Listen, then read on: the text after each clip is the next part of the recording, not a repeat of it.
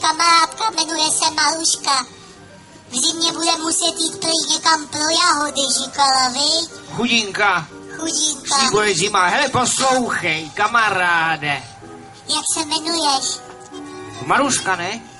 Ne, to je Patricie Sezáková. Aha. Tak. Maruška.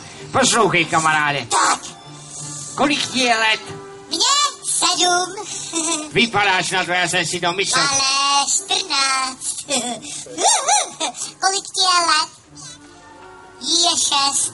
Poslouchej, to je úplně ideální věk na to, aby se začalo s touhle problematikou. Ale tamhle ta teta si narovnávala kopečky. Nech toho. No, to je přesně ono, 14, víš, no jo. Ale poslouchej, pojď sem.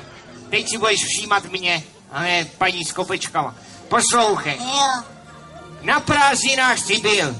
Na prázdninách? No. Na prázdninách jsem byl. Tam Teď. bylo kopečku, to jste viděl. Jste byli na horách, viď? Ne, my jsme byli u vody. No?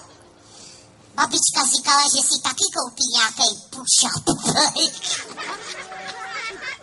Poslouchej. Já nevím, co to znamená. No, to je turistika, víš, vysokohorská. Jo, to je vysokohorská turistika.